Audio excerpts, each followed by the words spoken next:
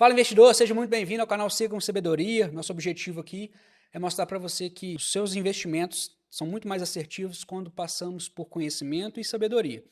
E aqui o nosso papel é trazer conhecimento para você aplicar no mundo dos investimentos. E eu tenho certeza que hoje você vai aprender muito nessa jornada de conhecimento que vamos ter. Então fica até o final conosco e vem comigo. Siga com sabedoria, siga com saber. Siga com sabedoria, siga com saber.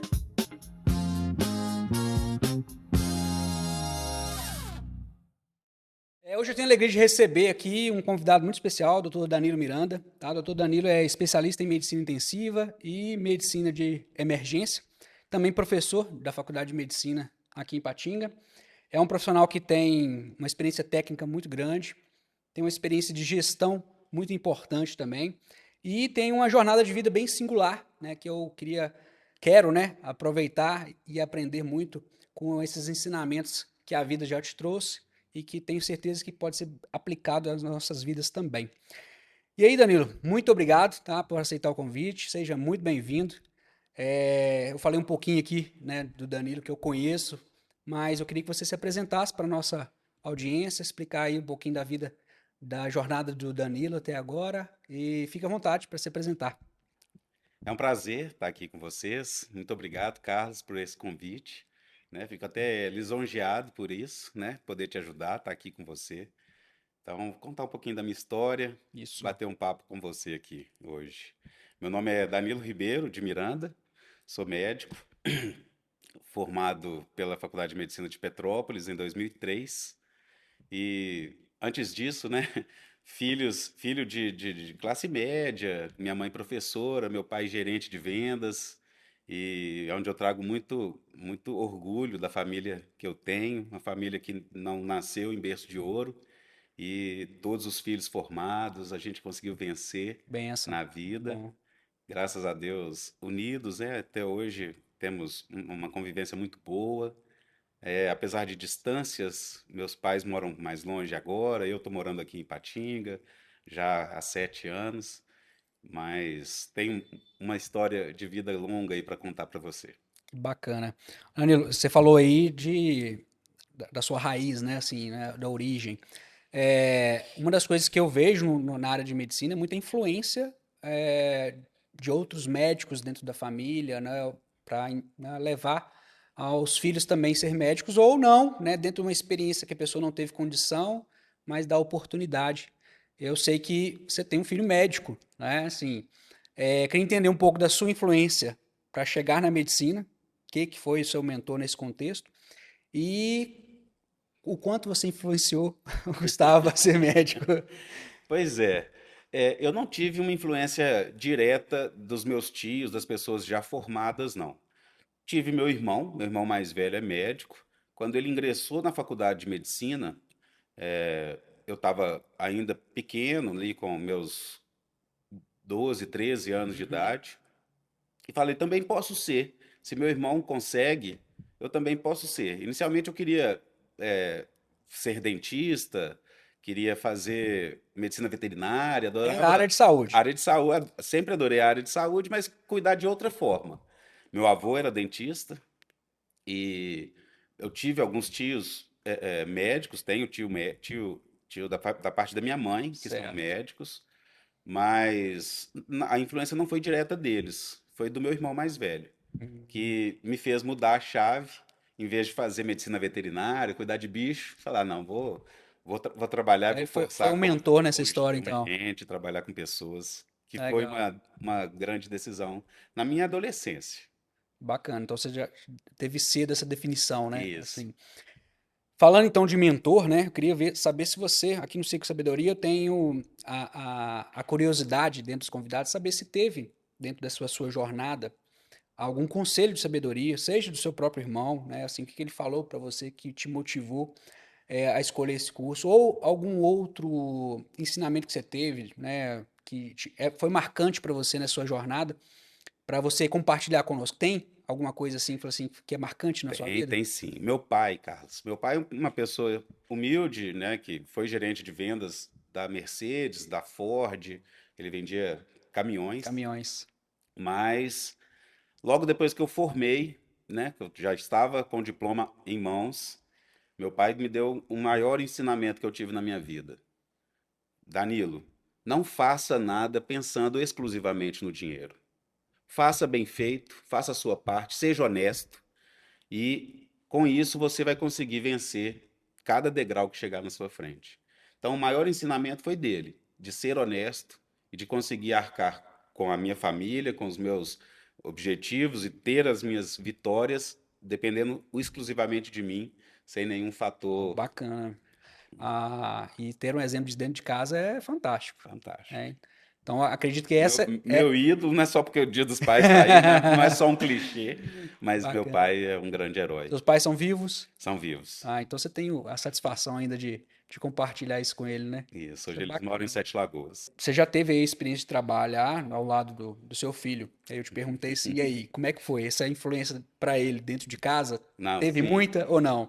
Gustavo é um menino muito especial, inteligente demais, muito sereno, uma pessoa estrategista, que ele consegue enxergar o ambiente, se adequar àquele ambiente. Gustavo é um menino muito bacana. Graças à mãe dele também, não é só pelo pai, não, porque a mãe dele é fundamental nas nossas vidas, né? Tanto na minha, quanto na dele, quanto a do irmão, que nós vamos falar mais para frente. Mas Gustavo me viu também sendo um vencedor, galgando meus objetivos dentro da medicina desde pequeno, né? Quando eu formei, ele tinha 5 anos de idade. Quando ele nasceu, eu estava no primeiro ano de faculdade. Uhum. E ele me viu crescendo, aprimorando os meus conhecimentos, sempre estudando, trabalhando. E ele viu nisso um espelho dele. Ele queria também fazer medicina e poder ajudar as pessoas, poder estar presente na saúde das pessoas. Foi bem à vontade, Natural, não, natural, nada isso. Foi bem forçado, natural. foi bem natural. Que bom, cara. Um exemplo positivo dentro de casa é sempre bom, né, E cara? sempre falei com ele para fazer o que ele quisesse, que ele tivesse a vontade para fazer, mas fico feliz dele ter optado por ser médico assim como eu. Que bom. Eu vi lá uma postagem de vocês no primeira experiência de trabalho Juntos. juntos, né? Imagino que seja uma satisfação muito grande, né? Ver a realização, né, do nosso filho ali, né, de uma jornada bacana, muito bom. Ele tá seguindo a medicina intensiva também ou Não, Gustavo está fazendo cirurgia geral aqui no Hospital Márcio Cunha. Tá super que feliz, bom, já está ambientalizado, já está fazendo as suas cirurgias, né? Estou muito feliz com o crescimento que dele bom, muito bom. e também alcançando aí, se Deus quiser, um grande voo dentro da medicina. Bacana. Danilo, você tem algumas experiências profissionais que foram importantes, acredito, para a sua vida, para sua jornada até aqui. Eu queria entender um pouco agora, nesse contexto, né?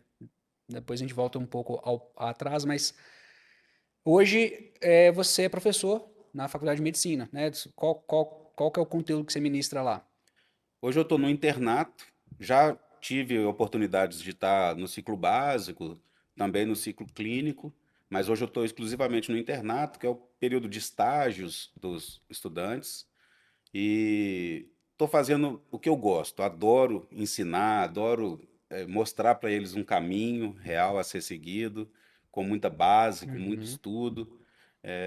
Eu faço simulações realísticas, no ambiente de simulação realística, na faculdade. O laboratório lá é excelente, então nos permite a ter uma boa estrutura para a sim, gente poder ter um método de aprendizado real deles e adoro estar com eles. Mas eu não comecei aqui, não. Lá em Sete Lagoas, quando eu uhum, formei, eu já fui para Sete Lagoas e lá eu fui professor também de alguns alunos que estavam em processo de revalidação de curso de medicina no Brasil, os revalidantes. legal. Fui crescendo dentro dessa área, dei aula na PUC Minas, na pós-graduação de enfermagem, pós-graduação de terapia intensiva Uhum, para enfermeiros. E até foi um gatilho para eu vir para Ipatinga. Aqui também tinha um curso de pós-graduação de terapia intensiva para enfermeiros, lá no Colégio São Francisco, ministrado pela PUC, mas dentro da uhum, estrutura do Colégio São Francisco. E numa conversa com um colega meu que mora aqui em Ipatinga, que me trouxe para aqui para Ipatinga, falei com ele que Sete Lagoas estava um pouco difícil, o mercado estava ruim, muitos salários atrasados e uma época muito difícil politicamente lá em Sete Lagoas. Ele falou, Danilo, vem para cá, vem aqui para Ipatinga, que aqui a gente tem uma estrutura de saúde boa, tem faculdade de medicina, em Sete Lagoas não tinha ainda. E eu assumi esse risco, vim para Ipatinga, hoje estou na faculdade. O que te trouxe para cá, então, foi a educação Foi a primeiro. educação, Ah, bacana. muito legal. Você falou de mercado, né, o mercado de medicina de forma geral. Eu vi uma reportagem recentemente, até na Medicina S.A., se eu não me engano, falando sobre a quantidade de médicos, mais de 500, não vou lembrar exatamente, 550 mil médicos, Isso, com uma perspectiva de mais de 1 milhão, né, em 2035. isso. E falando justamente dessa dificuldade, né, do mercado, abrindo muitas faculdades e tudo mais. E a gente sabe da responsabilidade, né, que isso vai tratar com vidas, né, são outras pessoas ali. E tem essa preocupação desse mercado saturado, e saturado às vezes com profissionais ruins. Eu até tenho um cliente médico que a gente sentou uma vez para discutir sobre a questão do mercado, ele extremamente preocupado porque ele precisava se organizar a parte financeira, porque ele achava que o mercado ia saturar e daqui a pouco ele não ia ter espaço no trabalho. E eu virei e falei para ele, olha só, eu acredito que para bons profissionais sempre vai haver posição e disponibilidade no mercado, porque o mercado ele altamente é seletivo por natureza. E você é um profissional super competente na sua área de atuação, seu nível de responsabilidade. Então, meu amigo, não entre nesse nível de preocupação. Continue fazendo o seu melhor, se especializando, capacitando, porque precisa de atualizar o tempo todo, né? Exato. E foi legal que depois dessa reunião, eu acho que ele deu uma acalmada, né? Ficou assim mais tranquilo. Não, beleza, então vamos começar, vamos devagar.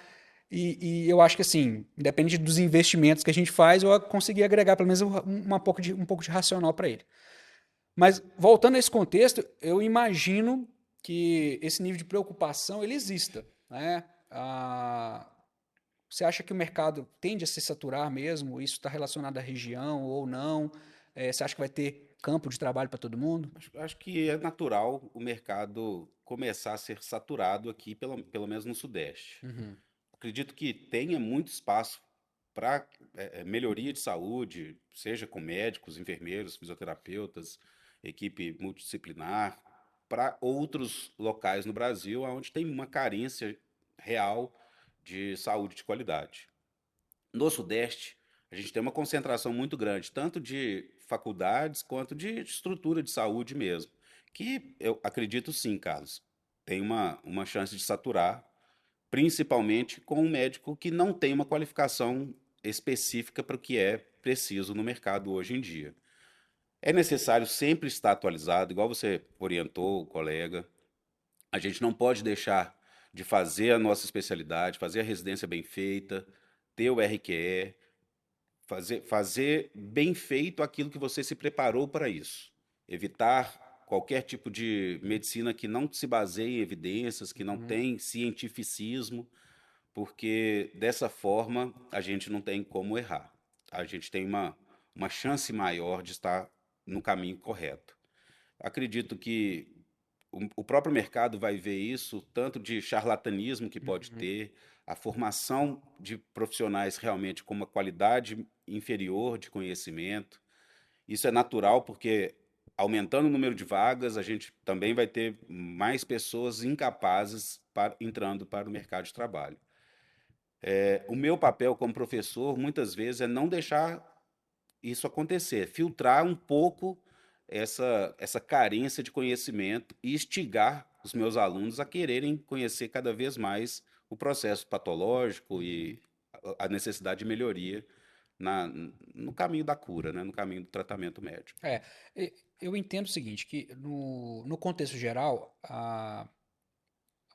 o mercado ele vai selecionar qualquer tipo de profissão. Tá? Exato. Então, assim, o tempo vai passar, as profissões novas vão chegar, algumas vão se extinguir, e sempre vai ter competição. Então, eu sempre acredito que aquele profissional mais bem preparado é que vai estar na ponta. Exato. Então, assim, independente da sua área de atuação, eu acredito que se você está bem preparado, você, né, vai ter Vai ter oportunidade. Eu oportunidade. acho que a sorte é o encontro da preparação com a oportunidade. Também Então penso assim. não é simplesmente a gente falar assim, ah, não, se tudo der certo, vai dar bom. Não é assim, não. Corre atrás, né? Faça a sua parte, né? Eu acho que isso é fundamental. Eu falo assim, porque uma das grandes verdades, né, sobre curso de medicina, de forma geral, é que algumas pessoas optam pensando, às vezes, só no financeiro e não no propósito, né, com saúde e tudo mais. Porque medicina é um dos cursos que são mais bem remunerados, o profissional mais bem remunerado logo na largada, né? E às vezes a gente se depara com apenas esse estímulo para escolher o curso. E é comum, viu, Carlos? Infelizmente, a gente vê cada dia mais alunos voltados ao financeiro do que ao resultado final do conhecimento. Isso é complicado, né? Assim, infelizmente, a gente torce para que né, a gente tenha sempre bons profissionais, porque a gente não sabe quem vai estar lá para atender a gente, né? Exatamente. É complicado. Bom, falando um pouquinho sobre investimentos, eu quero entender um pouco como é que é a sua relação com o dinheiro. O que você pensa, o que passa na sua cabeça? Você faz algum tipo de investimento hoje? Não precisa falar em que, mas eu queria entender qual que é o seu pensamento em relação a isso. Eu invisto sim ou não? Por quê? E qual que é a importância disso na vida do médico? Pois é. Investimento, a gente sabe, eu sempre soube que era necessário para a gente poder ter crescimento e não ter perdas, enfim. Mas eu te confesso que não entendo absolutamente nada de investimento. A educação financeira, ela não é natural, principalmente para nós médicos que estamos estudando muito e nos capacitando para a medicina, fica cada vez mais distante do mundo de mercado, Uhum. de economia, enfim, de assuntos muito estratégicos para o lado financeiro. Então, eu tive que bater muita cabeça para poder entender o mercado financeiro e te confesso que não sou né, um entendedor de mercado financeiro. Não tive uma educação financeira extremamente Ah, fina, mas isso é uma com deficiência do aprendizado. brasileiro, não se preocupe. Não cheguei a aprender isso, não. É uma deficiência grande. Mas sim, hoje eu faço investimentos. Eu tive uma grande oportunidade na minha vida de foi construir uma casa própria, ter vendido a minha casa com um valor agregado muito alto, e aí esse montante que eu recebi da minha casa, eu investi, né, e tento não perder. Só que infelizmente a gente não tem como acertar tudo. Uhum. Na pandemia tive uma grande perda, né, por estar fazendo investimentos que a princípio eram mais ousados e com a mudança do mercado Uhum. tive uma perda muito grande na pandemia. É, Hoje eu a- tendo ser um pouco mais conservador. Entendi. A pandemia foi um marco, né, para o mercado financeiro, uma das grandes crises aí, que foi um marco gigante, que infelizmente, assim, para quem estava em renda variável, principalmente, né, teve um importante impacto. E para quem não estava preparado, acaba que isso gera, de fato, um impacto na sua carteira e assim por diante. A, a preparação, né, assim, em relação ao mundo de investimento, ela é fundamental. E aí você falando que agora você é mais conservador Bem porque por mais. aquele evento, né? Exatamente. E acaba gerando ali esse receio, né? Porque eu falo assim que a felicidade e a alegria de ganhar ali um resultado positivo além da média, né? Infinitamente menor do que a tristeza quando você perde, Uhum. né? Um valor considerável. Então a gente vibra muito pouco os resultados positivos e sofre demais com os negativos. Então o Exatamente. mercado financeiro realmente tem que estar muito comedido e a carteira de investimento tem que estar muito bem alinhado ao perfil do cliente. Né? Então, assim, eu tenho clientes que são extremamente agressivos, têm consciência disso, estão aptos ao risco e outros não.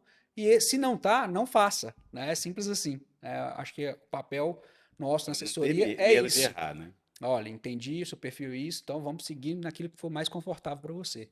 E eu prezo muito por isso, sabe? É, mas aí, assim, você contou a história da casa, que foi aí um marco em relação ao patrimônio. Mas você teve alguma iniciação assim de investimento? Alguém te deu algum toque? Você pesquisou? Se preocupou com isso em qual momento da sua vida? Ou foi só quando veio o dinheiro? Mas a gente sempre foi apagando fogo, né? Enxugando gelo ali para tentar construir a Você teve casa. filho Eu tive filho começando a faculdade. com 18 anos de idade, né? Gustavo nasceu, eu estava no primeiro ano de faculdade, então não tive como me preparar financeiramente para construir a melhor casa para Gustavo Ah, chegar. Ele chegou antes disso e eu já fui correndo atrás das coisas. Então, quando eu formei, a iniciativa ali, o primeiro momento foi consórcio. Eu comecei com um consórcio de terreno e de casa, consegui adquirir o terreno em uma casa menor aham. e através de trabalho, de quitação até de outros financiamentos, eu expandi a casa que eu depois cheguei a vendê-la. Então, o Mas consórcio foi sua porta de a entrada primeira, a primeira, para aumentar o primeira, patrimônio. primeiro gatilho que eu tive foi consórcio. Bacana. E sim, foi muito proveitoso para mim. Foi a maneira que eu consegui alcançar aquele sonho de ter a primeira casa. Não, bacana. E aí, daí para frente, você já se preocupou em a manutenção do patrimônio. Exatamente. Depois que eu vendi a casa, é manutenção do dinheiro e eu não quero ter outra casa. Que aí eu quero ter o dinheiro e pagar aluguel e viver com um pouco da renda que o dinheiro traz para Isso. gente. Mas para eu chegar nessa conclusão, tive que bater muita cabeça. Entendi. Não, bacana. Ó, é um ponto bem interessante, assim. Isso que você está falando sobre não ter a casa própria, né? É sempre, às vezes, um dilema e questão de oportunidade, né? Às vezes você está numa região que o mercado financeiro tem a vantagem de o aluguel ser muito barato, Uhum. assim, em relação ao valor do patrimônio. Então, faz sentido você não desprender de um alto valor de patrimônio para moradia e vou ali pagar o aluguel. Pesquisando, né, até mesmo para usar consórcio, né, pesquisando algumas regiões do Brasil, identifiquei alguns estados que a gente consegue ter uma boa taxa de retorno com um imóvel que também se valoriza e tudo mais. Então, acho que isso, né, que você tomou de decisão Manter um vai, equilíbrio, né? não, mas vai muito de encontro à oportunidade. Uhum. Olha, tive a oportunidade, vendi a casa, fiz uma grana, entendo que comprar outra ou pagar aluguel nesse contexto, ou dinheiro talvez aplicado, paga aluguel, ainda sobra, Ainda né? sobra. Então faz mais sentido, né? Então é bem legal seguir nesse contexto, sabe? Bom, Apesar de não ter uma regra, eu tô cumprindo desse jeito por enquanto. mas tenho certeza que deve estar dando Tá certo, dando né? certo, graças a Eu Deus. falo que para nossa região aluguel aqui, eu acho que você encontra boas moradias, né, com um valor de aluguel bem considerável, abaixo, né, do que o rendimento pode te entregar. Então acho que faz muito sentido, sim. Eu já tive a oportunidade de construir. Então, eu também acho que construção gera um bom valor agregado, né? O que você falou que Foi o que fez eu também. fiz. É. Só não vendi, eu moro lá até hoje. Mas é bom, mas é bom. É, hoje, falando ainda em investimentos, hoje você está ainda no mercado imobiliário, consórcio Eu, ou eu, só investimento eu mesmo? deixo, eu deixo para uma empresa fazer a decisão da minha carteira. Então, eu não sei exatamente o que que eu faço de investimento, não. Eu sei que tem fundo de investimento, tem COI, eu sei que tem outros. Ela é bem. Como é que fala quando tem? É diversificada. Diversificada. Essa linguagem financeira, mas ela é bem diversificada, mas eu não sei detalhes. Hoje eu Entendi. não realmente não sei detalhes. Bom, Ah, e ainda tem uma turma de amigos, somos 5 amigos que temos investimento em criptomoeda. É um investimento pequeno, mas tá lá guardadinho. Se um dia crescer, na verdade, as criptos, né, principalmente a criptomestre, né, que é Bitcoin hoje, sempre foi, na verdade, né? Ela tá numa crescente e numa sinalização de consolidação muito grande no sentido de se tornar um ativo ali de representação de, de poder de patrimônio, né? Então, assim, eu falo sempre o seguinte, com os meus clientes, que estar posicionado, nem que seja a mínima parte de sua carteira, num ativo que tem um potencial crescente contínuo há já 2 décadas, enfim, assim como o ouro, né, de Exato. fato é há milênios, eu acho que faz muito sentido, né? Você não deixar de participar disso não faz sentido, né? Então eu sempre alinho, mesmo com clientes conservadores, a gente alinha a proporção. Se é 1%, 2%, 5%, enfim, de acordo com o perfil do cliente, mas nunca deixar de estar fora dessa posição, Uhum. porque eu também acredito, né, que se der um salto muito grande, a gente vai estar participando de alguma Tá forma. dentro dela. É isso aí. Bom, eu falo o seguinte, que investimento tem que cumprir um propósito, né? E uma das grandes coisas que eu trago sempre para reunião com o cliente é assim, quais são os objetivos? Por que a gente está guardando, investindo e juntando dinheiro? E o clichê é para minha aposentadoria, né? Todo Né? mundo Isso fala, aí, ah, parar de parar trabalhar e de assim por trabalhar. diante. E apesar de eu não me ver parando de trabalhar, eu me vejo selecionando melhor o que eu vou fazer, né, lá no futuro. E eu acho que o dinheiro vai trazer esse contexto, né, para a nossa vida se ele for bem aplicado. E no fim, o objetivo central é bem-estar, meu bem-estar, bem-estar da minha família, né? E eu me preocupo com isso hoje, né? Tenho 2 filhos e tudo mais. É, e aí, assim, eu queria entender um pouquinho de você, assim, na sua família, né? Assim, o contexto da sua família. Hoje, as decisões de investimento ou, né, da condução, né, da sua vida financeira passa por esse olhar familiar? Eles têm um importante foco de decisão Uhum. na sua vida?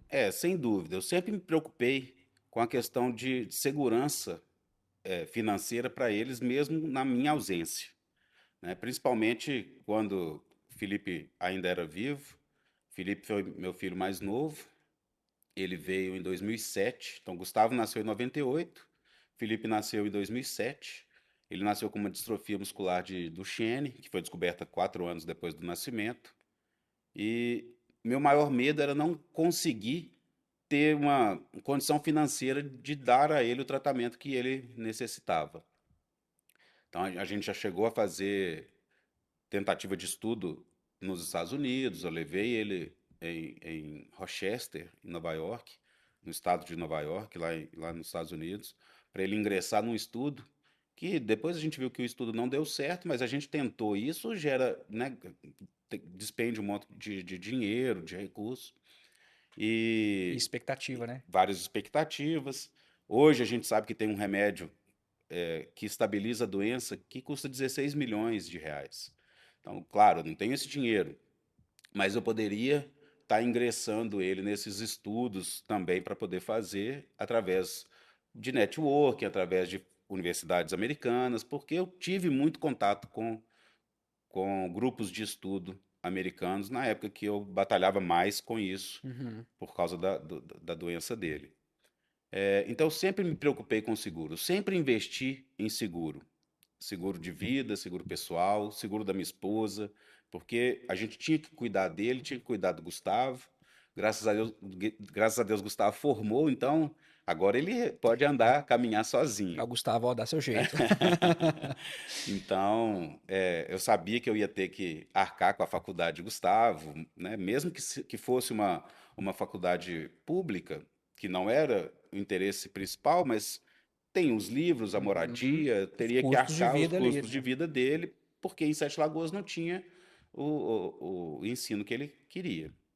E Felipe, a minha preocupação é de como cuidar dele, porque apesar ele falar que queria fazer medicina também, mas eu sabia que ele ia ter uma dificuldade maior por não estar caminhando. Já depois dos 10 anos ele não caminhou, andava numa cadeira de rodas e precisava de apoio, precisava de alguém para estar cuidando dele também, mesmo na minha ausência ou na ausência da minha esposa, da Betinha. A gente teria que ter um recurso Uhum. para poder cuidar dele. Então, sempre investi em seguro. A doença, inevitavelmente, ela vai ali consumindo, evoluindo, né? A questão de saúde, estabilidade da saúde. E acredito que você deve ter passado por alguns momentos difíceis, né? Uhum. Mas também teve momentos felizes. Ah, o Felipe era muito feliz, né? Era um menino extremamente. Ele veio ao mundo mostrar pra gente que a diferença não faz barreiras. A diferença que ele tinha com as pessoas não poderia ser barreira para ele conseguir as coisas. Então era um atleticano nato, adorava futebol e era um menino extremamente inteligente, bom aluno, ele estudou no Colégio São Francisco e extremamente sorridente, participativo. Em tudo que a gente tinha que optar alguma coisa, ele tinha a opinião dele e trouxe para a gente, divino isso, né? Essa diferença que é singular. Ele trouxe para a gente uma consciência de vida, né? Que o que a gente tem que fazer para viver vale a pena. Ele era um guerreiro mesmo. Bom, consigo imaginar, né, que ele estava num seio familiar muito bom, muito querido. Porque hoje a gente tem recursos, hoje a gente tem condição de dar ali o melhor tratamento para Laura e ver o desenvolvimento dela é muito bom, sabe? E o sonho de como pai é que ela seja independente, que ela consiga fazer uma faculdade, que ela consiga, né, crescer, se desenvolver, né, como mulher, consiga ter as oportunidades da vida. Mas eu sei que ela vai ter muitas coisas a serem vencidas, né? E por mais que a gente tenha as dificuldades, os pensamentos, eu me apoio sempre nos momentos de muito otimismo. Tá? Otimismo pela vida dela, pelo o que, né, Deus tem ali para poder ministrar ali na vida dela no sentido de oportunidades.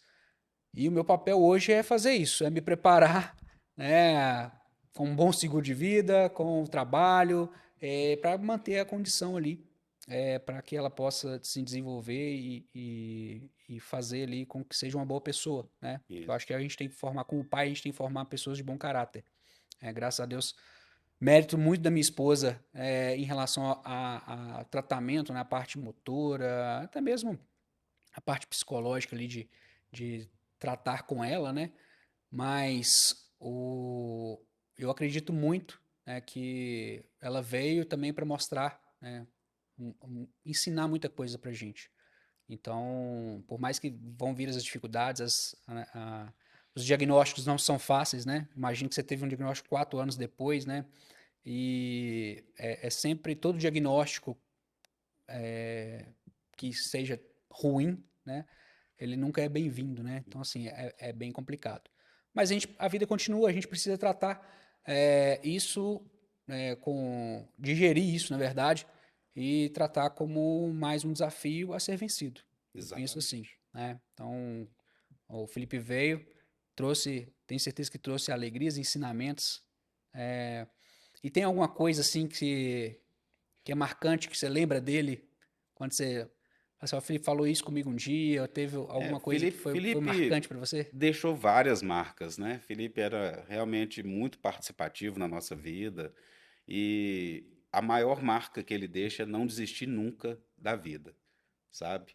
Mesmo na hora que ele piorou, ele teve Covid no final de julho, saiu da UTI, ficou 10, 12 dias internado na UTI, foi para o quarto, teve alta para casa. Depois que ele foi para casa, nós somos espíritas, então a gente teve um ser de luz ali perto da gente e uma energia muito positiva, mas ele teve uma piora 3, 4 dias depois da alta hospitalar, voltou para o hospital e teve um declínio clínico muito rápido né, e veio a falecer com 36 horas de internação, apesar de ter voltado para a UTI e tudo. Mas a maior marca é de nunca desistir da vida.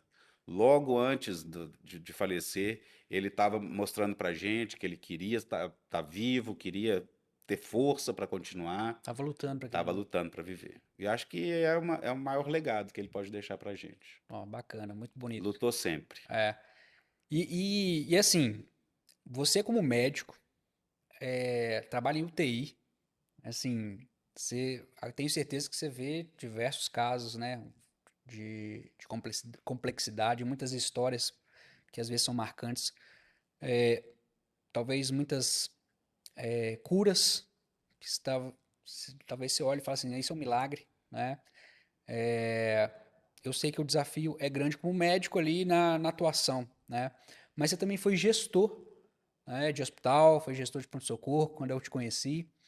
E além da responsabilidade médica ali no ato clínico, qual que é a principal diferença, né, no seu contexto aí, que já passou por essa experiência de gestão, em gerir processos que tomam conta de vidas? Eu acho, Carlos, que a gente não tem um preparo adequado para fazer gerenciar serviços de saúde. Então, o currículo médico, ele não vem com a gestão associada. A gente tem que galgar conhecimentos, tem que ir atrás de MBA, de cursos, enfim, de recursos eh, básicos até de gestão para poder conseguir atuar como gestores, né? E administração, enfim. Mas ao longo da vida, isso veio batendo na minha porta o tempo inteiro. Eu, como médico assistencial do SAMU de Sete Lagoas, trabalhei lá no SAMU de Sete Lagoas por 14 anos, Começou lá? comecei lá.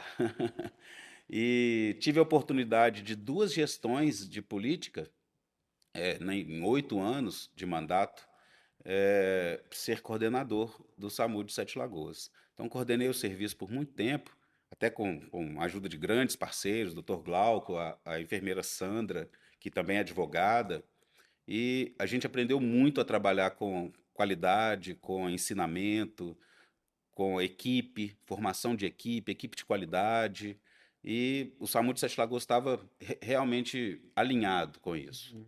Só que a parte financeira me trouxe para cá. Aí eu não queria ser gestor, não queria me dar me colocar à frente de uma equipe. E respondendo a sua pergunta, o que que te leva? É porque em vez de você estar ajudando aquele paciente, você está ajudando todos que procuram o serviço.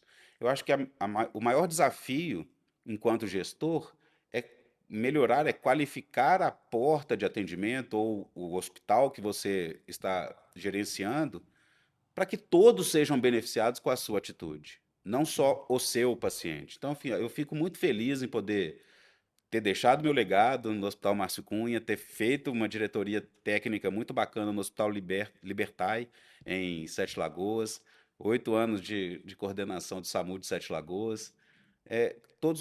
Também coordenei o SAMU de Ouro Preto por 3 anos, em 2006 a 2010, foram um pouco mais de 3 anos. Foi muito bom aprender a lidar com equipe, a lidar com esses problemas e cada vez mais conseguir alcançar um êxito com um atendimento bem feito, bem realizado de uma equipe que você coordena. É, É igual pai cuidando do Ah, filho. isso, ele fala. E como professor também você está cuidando ali da Exatamente. formação, né, É. de vários profissionais no futuro, né? Então isso é importante. Então a gestão está agarrada em você. Então, se precisar te Não, convidar, gente, não, ó, não tá de que, um gestor aí, não que seja hospitalar, uma coisa que eu queira, pode não. convidar o Danilo, Pelo amor tem de uma Deus. bagagem boa. Betinho me mata. Uma brincadeira à parte, assim, a gestão ela tem um impacto muito grande em mais vidas, né? Exato. Em contrapartida também a sobrecarga é bem maior, né? Eu acredito A que responsabilidade aumenta. é, eu acredito que sim. Não estou falando que é fácil você ser médico lá de UTI e tudo mais, mas quando você passa o plantão ali, você está passando a responsabilidade daquele momento de cuidado para outro colega e você vai para sua jornada, né, em outro lugar. Exatamente. E a coordenação, né, supervisão, diretoria, enfim, aquilo ali te acompanha, Aonde você né, está? aonde você está, independente do horário que você está, e esse é um dos grandes desafios, né? E quanto a questão da preparação que você falou, assim como o conhecimento sobre investimento, a gente não tem uma preparação de base, né, na faculdade, né? A gente também não aprende lá na faculdade a empreender e nem ser gestor. Então, assim, Exatamente. são coisas que talvez se você aprofundar em algum curso específico, você vai conseguir encontrar. Mas caso contrário, é só depois, né, com as necessidades da vida aí, dos desafios, que a gente vai buscar, às vezes, conhecimentos adicionais, né? Que às vezes é necessário, não tem como fugir disso. E aí você cuida da vida de pessoas. E como é que tá o Danilo cuidando da vida? Não tô te vendo correndo mais lá. Pois é, eu Você parei um fazia pouquinho. maratona? Como é que é essa história da maratona aí? Na época de Felipe, como ele ia ter dificuldade de andar de bicicleta, eu falei, a forma de poder agradá-lo, às vezes semelhante ali àquela sensação de ser um pouco mais livre, O com vento no rosto. vento no rosto, com, né, caminhos, enfim. Eu comecei a me preparar para fazer corridas com ele, né? Então eu corria todo dia, fazia realmente, né? Eu estava bem mais magro e pegava uma stroller, um Uhum. carrinho, colocava ele nessa stroller e já fiz 3, 4 corridas da Lagoa, Volta da Pampulha, com pace bom até, em torno de 5 e pouco e tal, Bom. tava bem. E depois que ele faleceu, eu acabei deixando um pouco de lado a corrida. Por isso que eu engordei um pouco mais. Tá, mas tem cuidado da Agora, saúde. agora é levantar a cabeça e bola pra cima. Quero cuidar sim. É isso aí. Eu falo assim, porque a gente precisa, né? Para cuidar de pessoas, a gente dá bem, né? Eu acho que é Isso. difícil. E aí você tinha uma motivação bem bacana, que era proporcionar, né, uma experiência diferente para o Felipe. É, mas Ele é, parecia que gostava. mas acredito que é importante, né? A gente se preparar e estar bem fisicamente, até mesmo para desfrutar do nosso trabalho, né, daquilo que a gente conquistou ao longo da vida, né? Então, é, o nosso mundo de hoje está tá É. cada vez mais difícil e a gente não está preparado para isso, às vezes é complicado, sabe? Eu te confesso que eu falo mais para meus pacientes do que faço. Mas amanhã tem uma colonoscopia, enfim, eu tenho que me preparar para o que está chegando aí. Já estou ficando mais velho, né, Tá cara? certo. Não, tá novo ainda, tá super novo. Vocês são espíritas, né? Sim. Como é que é essa correlação, espiritual mesmo pra você? Você acredita que faz diferença, né, ter uma crença, né, de fato, que te motive ali o entendimento da vida? Como é que é esse caminho de espiritualidade para vocês? Como que chegou? Nunca foi tão fácil, né? A gente vai ou pelo amor ou pela dor, né? No nosso caso, não foi diferente, a gente foi pela dor. Felipe, com o diagnóstico de distrofia muscular, ele com 4, 5 anos de idade, a gente buscou apoios em várias comunidades. Eu não era espírita até então. Onde a gente teve o maior apoio e o maior acolhimento foi num centro espírita, lá em Sete Lagoas, onde a gente fez uma grande amizade, conviveu por longos anos com um grupo espírita e mostrou para a gente que ele não é o único que está daquela forma, apesar de ser único para mim, Uhum. ele não é o único que tem dificuldade, tem várias outras pessoas com dificuldades até maiores, e isso traz um pouco de calento, né, de conforto para que a gente consegue caminhar, que a gente consegue manter um padrão de vida com qualidade, independente dos desafios, dos obstáculos que Deus coloca na nossa mão. Imagino também, tento imaginar também como é você com a sua filha. E minha esposa, sempre muito espiritualizada, muito voltada à questão religiosa, eu um pouco menos, eu enxerguei na doutrina espírita o caminho que a gente tem de energia, de cuidado com as pessoas, de caridade, que é isso que move, né, todas as dificuldades que encontramos no mundo. A gente tem um grupo, ter razões para a gente poder viver, para a gente poder seguir e sempre transmitindo coisas boas, paz para as pessoas. E é isso que eu tento fazer, seguindo os ensinamentos que Deus nos ensinou, que Jesus mostrou para a gente como que faz, eh, seguindo também leituras espirituais, espíritas que são voltadas à parte da medicina. Já li alguns livros médicos que são da doutrina espírita. Isso traz uns bons ensinamentos para a gente. E eu acredito muito nisso. Bom, então a crer, né, e ter certeza que temos um Deus que é maior de todas Que, as isso. coisas e, e que a gente tem aqui um papel de passagem, né, nessa vida, a gente tem que preocupar com a nossa vida eterna no final das contas, é o que tem que ser motivação de fato, né, a gente não esquecer disso, acho que é fundamental. A gente é um grãozinho, mas que tudo que move, né, que um ser um arquiteto maior que está movendo todas as nossas energias, mas a gente faz parte dele, mas a gente não é Isso, grande isso é assim. bom. Bom, é, Dani, caminhando um pouquinho aqui para o nosso encerramento, o bate-papo tá muito bom. Eu queria ouvir de você, onde que o Danilo, qual que é a visão que o Danilo tem de futuro para você mesmo? Como você se enxerga daqui 5, 10 anos? Tem algum projeto que é muito específico que você queira realizar? Como é que tá isso aí em seus pensamentos? Ah, eu me vejo avô. É, já. Eu quero ser avô, não cobro tanto assim do Gustavo. Mentira, né, Gustavo? Eu cobro tanto assim. Aí, Gustavo, ó, É. fica a dica. Mas eu já tô, né, com o Gustavo já um homem formado, uma pessoa iluminada. Eu quero continuar trabalhando, não quero parar, é, ser um bom marido, um bom pai, mas eu quero ser avô. Eu me vejo daqui 5, 10 anos cuidando Já tá dos filhinhos de pensando no neto. Gustavo. Ah, bacana, massa, massa. Lá no início, você compartilhou lá um ensinamento lá que foi deixado pelo seu pai, que foi marcante na sua vida.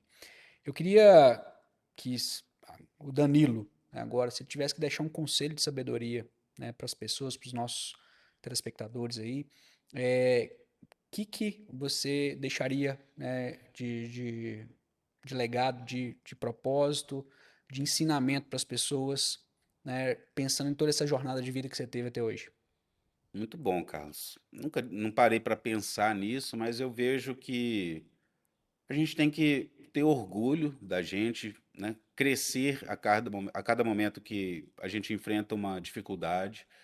Não é tudo tão fácil, não é um mar de rosas a vida. Então, cada obstáculo que te dê mais força para seguir em frente. E o recado que Felipe deixou para a gente: nunca desista.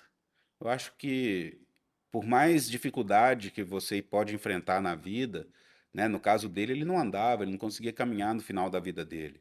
E isso não tirou em nenhum momento a alegria dele de viver, a vontade dele de estar com a gente, de participar das coisas.